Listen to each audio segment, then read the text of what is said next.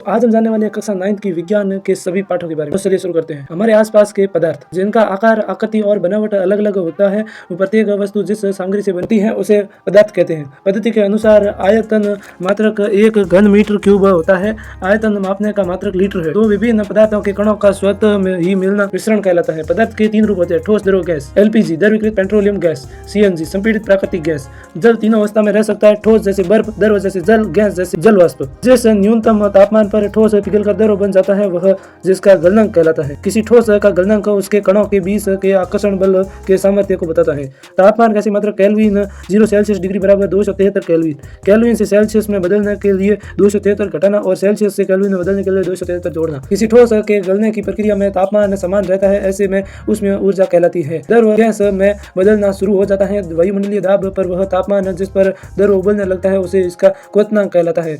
वायुमंडलीय दाब पर 1 किलोग्राम ठोस को उसके गलनांक पर द्रव बदलने के लिए जिसकी जितनी ऊष्मीय ऊर्जा की आवश्यकता होती है उसे संकलन की सुप्त ऊष्मा कहते हैं। ऊष्मीय ऊर्जा को बर्फ अवशोषित कर लेती है। यह बीकर में ली गई सामग्री में छिपी रहती है, जैसे गुप्त ऊष्मा कहती है। गैस से सीधे ठोस बनने की प्रक्रिया को निक्षेपण कहा जाता है।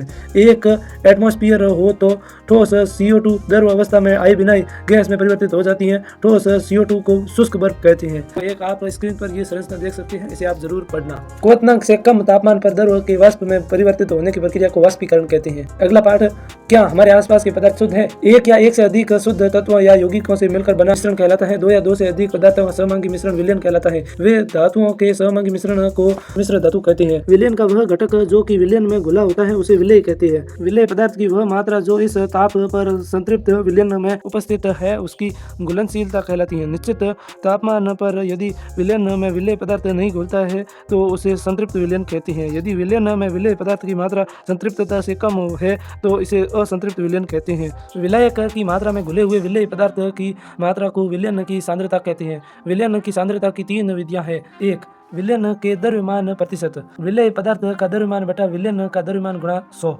2 विलयन के आयतन प्रतिशत, विलेय पदार्थ का द्रव्यमान बटा विलयन का आयतन गुणा 100। 3 विलयन के आयतन या आयतन प्रतिशत, विलेय का आयतन बटा विलयन का आयतन गुणा 100। विषमांगी घोल जो ठोस द्रव में परिक्षेपित हो जाता है उसे निलंबन कहलाता है। मिश्रण को कोलाइड के या कोलाइडल विलयन कहा जा सकता है। प्रकाश की किरण का फैलना टिंडल का प्रभाव कहलाता है। विलेय पदार्थ की तरह का घटक या परिक्षेपित कण जो कोलाइडल रूप में होता है उसे परिक्षेपित प्रावस्था कहते हैं। परिक्षेपित प्रावस्था निलंबित रहता है उसे परिक्षेपण माध्यम कहते हैं। मिश्रण से घटकों को पृथक करने की इस विधि को क्रोमेटोग्राफी कहा जाता है। रंग, कठोरता, दृढ़ता, बहाव, घनत्व, द्रव्यनांक, क्वथनांक को भौतिक गुण कहते हैं। रासायनिक परिवर्तन को रासायनिक प्रतिक्रिया भी कहा जाता है। यह कक्षा 10 की क्लास में पूरी तरीके से विस्तार से पढ़ाया गया है। आप भी जाके उस पर वीडियो को देख सकते हैं। रॉबर्ट बायल ने 1661 में तत्व शब्द का प्रयोग किया। एंटोनी लॉरेंट लुइजिए सन 1743 से 1794 ने रासायनिक प्रतिक्रिया अन्य सरल पदार्थों में विभाजित नहीं किया जा सकता। Hydrogen, oxygen, iodine, carbon, bromine, chlorine अधातु है। कुछ तत्व धातु और अधातु के गुणों को दर्शाता है उसे उपधातु कहा जाता है। अगला पाठ, परमाणु एवं अणु। जब प्राप्त कण को पुनः विभाजित नहीं किया जा सकता इन अविभाज्य कणों को परमाणु कहा जाता है। लुइजिए एवं जोसेफ एल प्राउस्ट ने रासायनिक संयोजन के 2 नियम प्रतिपादित किए। द्रव्यमान संरक्षण के नियम के अनुसार किसी रासायनिक अभिक्रिया में द्रव्यमान का न तो सृजन किया जा सकता और न ही विनाश। 1 किसी भी यौगिकों में तत्व सदैव एक रहता है। 2 निश्चित द्रव्यमानों के अनुपात में विद्यमान होते हैं। डाल्टन के परमाणु सिद्धांत के अनुसार सभी द्रव्य चाहे तत्व, यौगिक या मिश्रण वो सूक्ष्म कणों से बने होते हैं जिन्हें परमाणु कहते हैं। डाल्टन के सिद्धांत, द्रव्य परमाणु निर्मित होते हैं जो रासायनिक अभिक्रिया में भाग लेते हैं। रासायनिक अभिक्रिया में न तो सृजन होता है और न ही उसका विनाश होता है, यानी कि द्रव्यमान संरक्षण का नियम के अनुसार। किसी भी यौगिक में परमाणुओं की सापेक्ष संख्या एवं प्रकार निश्चित होते हैं। परमाणु त्रिज्या को नैनोमीटर में मापा जाता है। 10 की पावर -9 मीटर बराबर 1 नैनोमीटर। 1 मीटर बराबर 10 की power 9 nanometre. IUPAC international union of pure and applied chemistry. धातु एवं अधातु युक्त यौगिक आवेशित कणों से बने होते हैं। इन आवेशित कणों को आयन कहते हैं। ऋण आवेशित आयन को ऋणायन कहते हैं। धन आवेशित आयन को धनायन कहते हैं। परमाणुओं के समूह जिन पर नेट आवेश विद्यमान हो उसे बहु परमाणु आयन कहते हैं। किसी तत्व की संयोजन शक्ति उस तत्व की संयोजकता कहलाती है। 2 भिन्न भिन्न तत्वों से निर्मित सरलतम यौगिकों को द्विअंगी यौगिक कहते हैं। यह संख्या अवोगाद्रो स्थिरांक Na का नियम संख्यात्मक मान होता है जब उसे मोल इकाई में व्यक्त किया जाता है और इसे अवोगाद्रो संख्या कहा जाता है। अवोगाद्रो स्थिरांक या अवोगाद्रो संख्या का नाम इतालवी वैज्ञानिक एमिलियो अवोगाद्रो के सम्मान में रखा गया है। किसी तत्व के परमाणुओं के एक मोल का द्रव्यमान जिसको मोलर द्रव्यमान कहते हैं। परमाणु के मोलर द्रव्यमान को ग्राम परमाणु द्रव्यमान भी कहते हैं। अगला पाठ, परमाणु की संरचना। थॉमसन का नियम। परमाणु धनावेशित गोले का बना होता है और इलेक्ट्रॉन उसमें धंसे होते हैं। ऋणात्मक और धनात्मक आवेश परिमाण में समान होते हैं, इसलिए परमाणु वैद्युतीय रूप से उदासीन होते हैं। रदरफोर्ड का परमाणु मॉडल। इन्होंने सोने की पन्नी इसलिए चुनी क्योंकि सोने की वह पन्नी 1000 परमाणुओं के बराबर मोटी थी। अल्फा कण द्विआवेशित हीलियम कण होते हैं, अतः ये धनावेशित होते हैं क्योंकि इनका द्रव्यमान समालित होता है, इसलिए तीव्र गति से चल रहे इन अल्फा कणों में पर्याप्त ऊर्जा होती है। अल्फा कण प्रकीर्णन के परिणाम। तेज गति से चल रहे अधिकतम अल्फा कण सोने की पन्नी से सीधे निकल गए। उस अल्फा कण पन्नी के द्वारा बहुत छोटे कोण से विक्षेपित हुए। आश्चर्यजनक रूप से प्रत्येक 12,000 कणों में से एक कण वापस आ गया। रदरफोर्ड लक्षण। परमाणु का केंद्र धनावेशित होता है जिसे नाभिक कहा जाता है। एक परमाणु का लगभग संपूर्ण द्रव्यमान नाभिक में होता है। इलेक्ट्रॉन नाभिक के चारों ओर वर्तुलाकार मार्ग में चक्र लगाते हैं। नाभिक का आकार परमाणु के आकार की तुलना में काफी कम होता है। नील्स बोर की अवधारणा। इलेक्ट्रॉन केवल कुछ निश्चित कक्षाओं में ही चक्कर लगाते हैं जिन्हें इलेक्ट्रॉन की विविधता कक्षा कहती है। जब इलेक्ट्रॉन इस विविध कक्षा में चक्कर लगाते हैं तो इनकी ऊर्जा का विकिरण नहीं होता है। इन कक्षाओं को ऊर्जा स्तर कहते हैं। किसी परमाणु की सबसे बाहरी कक्षा में उपस्थित इलेक्ट्रॉनों को संयोजकता इलेक्ट्रॉन कहा जाता है। प्रत्येक तत्व के परमाणु की एक निश्चित संयोजन शक्ति होती है जिसे संयोजकता कहते हैं। एक परमाणु के नाभिक में उपस्थित प्रोटॉनों की कुल संख्या को परमाणु संख्या कहते हैं। ये परमाणु के नाभिक में विद्यमान होते हैं, इसलिए इन्हें न्यूक्लियन भी कहते हैं। एक परमाणु के नाभिक में उपस्थित प्रोटॉनों और न्यूट्रॉनों की कुल संख्या के योग को द्रव्यमान संख्या कहा जाता है। हाइड्रोजन परमाणु की 3 समस्थानिक प्रोटियम, ड्यूटेरियम और ट्राइटियम होते हैं। समस्थानिक के अनुप्रयोग। यूरेनियम के एक समस्थानिक का उपयोग परमाणु भट्टी में ईंधन के रूप में होता है। कैंसर के उपचार में कोबाल्ट के समस्थानिक का उपयोग होता है। घेंघा रोग के इलाज में आयोडीन की समस्थानिक का उपयोग होता है। अलग अलग परमाणु संख्या वाले तत्वों को जिनकी द्रव्यमान संख्या समान होती है उसे समबारिक कहा जाता है। इलेक्ट्रॉन की खोज जे थॉमसन, प्रोटॉन की खोज ई गोल्डस्टीन, न्यूट्रॉन की खोज जे सैंडविच ने की। अगला पाठ, जीवन की मौलिक इकाई। सेल, कोशिका, जिसका अर्थ है छोटा कमरा। कोशिका की खोज रॉबर्ट हुक ने 1665 में की। ल्यूवेन हेल 1674 में स्वतंत्र जीवित कोशिका का पता लगाया। रॉबर्ट ब्राउन ने 1831 में केंद्रक का पता लगाया। जे.ई. पुरोकंज 1839 जीव द्रव्य की खोज की। प्रत्येक कोशिका में कुछ विशिष्ट घटक होते हैं जिन्हें कोशिकांग कहते हैं। ये कोशिकांग मिलकर एक मूलभूत इकाई बनाते हैं जिसे कोशिका कहते हैं। प्रत्येक कोशिका में 3 गुण दिखाई देते हैं। प्लाज्मा झिल्ली, केंद्रक, कोशिका द्रव्य। कोशिका झिल्ली को इसलिए वर्णात्मक परागम्य झिल्ली कहती है। जल के अणुओं की गति जब वर्णात्मक परागम्य झिल्ली द्वारा हो तो उसे प्रसारण कहती है। कोशिका झिल्ली से जल में कोई शुद्ध गति नहीं होगी, ऐसे विलयन को समप्रासारी विलयन कहते हैं। जल प्रसारण द्वारा कोशिका से बाहर आ जाएगा, ऐसे विलयन को अति प्रसारण दाबी कहते हैं। बाह्य पर्यावरण से अपना भोजन तथा अन्य पदार्थ ग्रहण करने में सहायता हो, इस प्रक्रिया को एंडोसाइटोसिस कहते हैं। कोशिका झिल्ली सहित आंतरिक पदार्थ संकुचित हो जाते हैं, इस घटना को जीव द्रव्य कुंचन कहते हैं। केंद्रक के चारों ओर दोहरे परत का एक स्तर होता है जिसे केंद्रक झिल्ली कहते हैं। डीएनए के क्रियात्मक खंड को जीन कहते हैं। जिन जीवों की कोशिकाओं में केंद्रक झिल्ली होती है उन्हें यूकेरियोट कहते हैं। ऐसे अस्पष्ट केंद्रक क्षेत्रों में केवल क्रोमेटिन पदार्थ होता है, ऐसे क्षेत्र को केंद्रकाय कहते हैं। इस क्षेत्र में बहुत हल्का धब्बा था, इसे कोशिका द्रव्य कहते हैं। इसमें बहुत से विशिष्ट कोशिका के घटक होते हैं जिन्हें कोशिका अंगक कहते हैं। कोशिका द्रव्य तथा केंद्रक दोनों को मिलाकर जीव द्रव्य बनता है। प्रोकैरियोटिक कोशिका और यूकेरियोटिक कोशिका का अंतर। प्रोकैरियोटिक कोशिका आकार प्राय छोटा होता है, यूकेरियोटिक कोशिका आकार प्राय बड़ा होता है। प्रोकैरियोटिक कोशिका केंद्रकीय क्षेत्र जो चारों ओर से केंद्रकीय झिल्ली से घिरा नहीं रहता है। यूकेरियोटिक कोशिका केंद्रकीय क्षेत्र सुस्पष्ट जो चारों ओर से केंद्रकीय झिल्ली से घिरा रहता है। प्रोकैरियोटिक कोशिका क्रोमोसोम 1 होता है, यूकेरियोटिक कोशिका क्रोमोसोम 1 से अधिक होता है। प्रोकैरियोटिक कोशिका झिल्ली युक्त कोशिका अंगक अनुपस्थित होते हैं, यूकेरियोटिक कोशिका में झिल्ली युक्त कोशिका अंगक उपस्थित होते हैं। कुछ प्रोटीन तथा वसा कोशिका झिल्ली को बनाने में सहायता करते हैं। इस प्रक्रिया को झिल्ली जीवांत जनन कहते हैं, जो एक दूसरे के ऊपर समांतर रूप से सजी रहती है, जिन्हें कुंडिका कहते हैं। एंजाइम अपनी ही कोशिकाओं को पाशित कर देते हैं, इसलिए लाइसोसोम को कोशिका की आत्मघाती थैली भी कहते हैं। प्लास्टिड 2 प्रकार के होते हैं, क्रोमोप्लास्ट तथा ल्यूकोप्लास्ट। जिस क्रोमोप्लास्ट में क्लोरोफिल वर्णक होता है उसे क्लोरोप्लास्ट कहते हैं। कोशिका विभाजन की प्रक्रिया जिसमें अधिकतर कोशिका वृद्धि हेतु विभाजित होती है उसे अर्धसूत्री विभाजन कहते हैं। इस प्रक्रिया में प्रत्येक कोशिका, जिसे मातृ कोशिका भी कह सकते हैं, जो निषेचन के पश्चात संतति निर्माण करती है, यह एक अलग प्रकार का विभाजन है जिसे अर्धसूत्री कहते हैं। अगला पाठ उत्तक। शरीर के अंदर एक निश्चित कार्य एक निश्चित स्थान पर कोशिका के एक विशिष्ट समूह द्वारा संपन्न किया जाता है। कोशिकाओं का यह समूह उत्तक कहलाता है। पादप उत्तक दो भागों में वर्गीकृत किया जाता है, एक विभज्य उत्तक, दो स्थायी उत्तक। पौधा में वृद्धि कुछ निश्चित क्षेत्रों में ही होती है। ऐसा विभाजित उत्तकों के उन भागों में पाए जाने के कारण होता है। ऐसे उत्तकों को विभज्य उत्तक भी कहा जाता है। विभज्य उत्तक के 3 भाग हैं। शीर्षस्थ, यह लंबाई में वृद्धि करता है। अंतर्विष्ट, यह पूर्व संधि में वृद्धि करता है। पार्श्व, यह तने में वृद्धि करता है।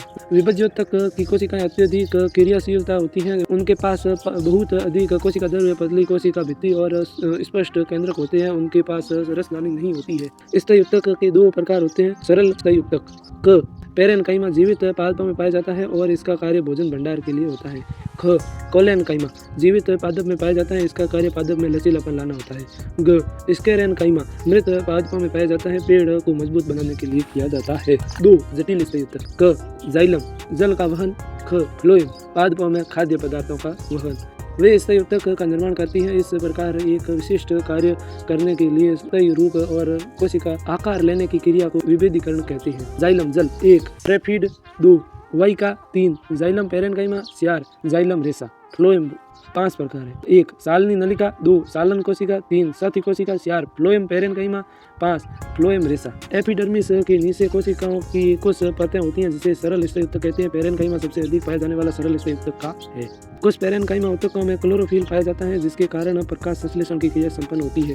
स्थितियों में इन उत्तकों को क्लोरेनकाइमा कहा जाता है। जलीय पौधों में पेरेन्काइमा की कोशिकाओं की मध्य हवा की बड़ी गुइकाएं जल में उतरती है। पेरेन्काइमा को एरेन्काइमा कहते हैं। स्क्लेरेन्काइमा पौधे की कठोर एवं मजबूत बनाता है। पत्ती की एपिडर्मिस में हम छोटे छोटे छिद्रों को स्टोमेटा कहते हैं। स्टोमेटा 2 वृक्क के आकार की कोशिकाएं घेरे रहती हैं, जिसे रक्सी कोशिकाएं कहते हैं। वाष्पोत्सर्जन स्टोमेटा के द्वारा होता है। ऐसे उत्तक जो समान दिखाई देते हैं उसे साधारण स्थायी उत्तक कहते हैं। अन्य स्थायी उत्तकों को जटिल स्थायी उत्तक कहते हैं। जाइलम फ्लोएम को संवहन उत्तक भी कहते हैं। हमारे पास कुछ विशेष कोशिकाएं होती हैं जिन्हें पेशीय कोशिका कहते हैं। जंतु के शरीर को ढकने या बाह्य रक्षा प्रदान करने वाली उत्तक एपिथेलियमी उत्तक कहते हैं। जहाँ पदार्थों का संवहन वर्णात्मक पारगम्य झिल्ली द्वारा होता है, वहाँ पर सल्की एपिथेलियम उत्तक कोशिकाएं कहते हैं। उन्हें सरल सल्की एपिथेलियम भी कहते हैं। कई परतों के पैटर्न में व्यवस्थित होती हैं, उन्हें स्तरित सल्की एपिथेलियम कहते हैं। श्लेष्मा के आगे स्थानांतरित करके साफ करने में सहायता करती है, उसे पक्षनाभी स्तंभाकार एपिथेलियम कहते हैं। कुछ भाग अंदर की ओर मुड़ा होता है,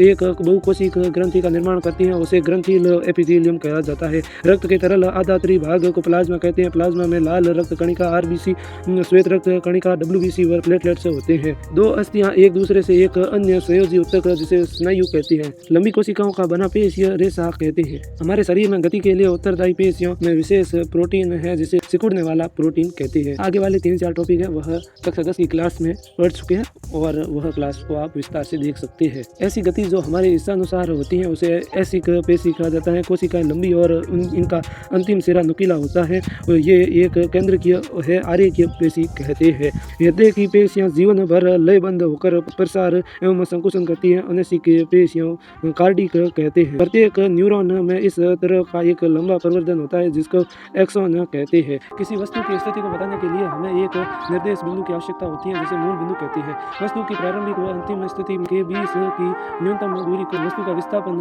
कहते हैं। वस्तु समान समयांतराल में समान दूरी तय करती है तो उसकी गति में एक समान गति कहते हैं। वस्तु द्वारा इकाई समय में की गई दूरी के उपयोग गति की दर की राशि को साल कहते हैं। साल का मात्रक मीटर प्रति सेकंड है। औसत काल तय की गई तो दूरी बटा कुल समयांतराल v बराबर है v मतलब वेग, s मतलब दूरी, t मतलब समय। किसी निश्चित दिशा में साल को वेग कहते हैं। औसत वेग प्रारंभिक वेग प्लस अंतिम वेग बटा 2 साल तथा वेग का मात्रक मीटर प्रति सेकंड। दूरी बराबर साल गुणा समय। त्वरण वेग में परिवर्तन बटा लिया गया समय। a बराबर v माइनस u बटा t। गति को त्वरित गति कहा जाता है। त्वरण का मात्रक ms की पावर -2 है।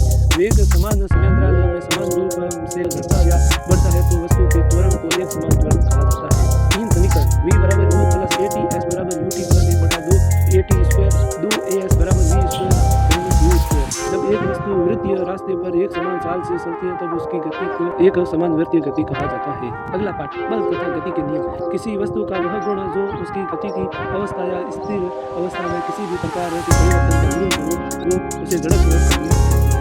गति का प्रथम नियम। इस नियम के अनुसार यदि कोई विरामावस्था में है तो वह विरामावस्था में रहेगी और यदि वस्तु गतिशील अवस्था में है तो गतिशील रहेगी। यह काफी इंपॉर्टेंट है, इसे जरूर ध्यान रखें। किसी वस्तु के द्रव्यमान और वेग के गुणनफल को संवेग कहते हैं। गति का दूसरा नियम F बराबर ma। गति का तृतीय नियम। इस नियम के अनुसार प्रत्येक क्रिया की सदैव समान और विपरीत दिशा की प्रतिक्रिया होती है। P यानी संवेग, m यानी द्रव्यमान, v यानी वेग। P बराबर mv। संवेग में परिमाण और दिशा दोनों होते हैं। संवेग का ऐसे ही मात्रक किलोग्राम मीटर प्रति सेकंड है। बल का ऐसे ही मात्रक न्यूटन है। गति का नियम F बराबर ma। Ft बराबर mv माइनस mv। किसी एकल बल का अस्तित्व नहीं होता बल्कि ये सदैव युगल रूप में होते हैं। इन दोनों विरोधी बलों को क्रिया तथा प्रतिक्रिया कहा जाता है। दो वस्तुओं के संवेग का योग टकराने के पहले और टकराने के बाद बराबर रहता है। असंतुलित बल कार्य न कर रहा हो इसे संवेग संरक्षण का नियम कहते हैं। जड़त्व का ऐसे मात्र किलोग्राम है। अगला पाठ गुरुत्वाकर्षण। सभी वस्तुओं पर ग्रहों पर लगने वाले बल को गुरुत्वाकर्षण बल कहते हैं। जो वस्तु को वृत्ताकार पथ में गतिशील होता है वह बल केंद्र की ओर लगता है। इस बल को प्रतिकेंद्र बल कहते हैं। विश्व के सभी पिंड एक दूसरे को आकर्षित करते हैं। वस्तुओं के बीच यह आकर्षण बल गुरुत्वाकर्षण बल कहलाता है। सार्वत्रिक नियम। प्रत्येक पिंड प्रत्येक अन्य पिंड को एक बल से आकर्षित करता है जो दोनों पिंडों के द्रव्यमानों के गुणनफल के समानुपाती तथा उनके बीच की दूरी के वर्ग के व्युत्क्रमानुपाती होती है। F बराबर g mm बटा d स्क्वायर, यानी कि यह आप स्क्रीन पर देख सकते हैं। गुरुत्वाकर्षण परिणाम का सूत्र। गुरुत्वाकर्षण त्वरण का मान 9.8 ms की पावर -9, जहाँ एक आनुपातिक स्थिरांक है और इसे सार्वत्रिक गुरुत्वीय स्थिरांक कहते हैं। गुरुत्वाकर्षण का ऐसे मात्रक nm स्क्वायर किलोग्राम की पावर -9। गुरुत्वाकर्षण में पृथ्वी से बांधे रखने वाला बल होता है। पृथ्वी के चारों ओर चंद्रमा की गति, सूर्य के चारों ओर ग्रहों की गति, चंद्रमा तथा सूर्य के कारण ज्वाला। पृथ्वी वस्तुओं को आकर्षित करती है। आकर्षण बल को गुरुत्वीय बल कहते हैं। त्वरण का मान ms पावर -2। F बराबर mg।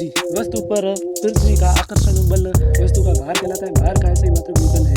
W बराबर m गुणा g। किसी वस्तु की सतह के लंबवत लगने वाले बल को कर्णोद कहते हैं। प्रति एकक क्षेत्रफल पर लगने वाले कर्णोद को दाब कहते हैं। दाब कैसे मात्रक पास्कल होता है।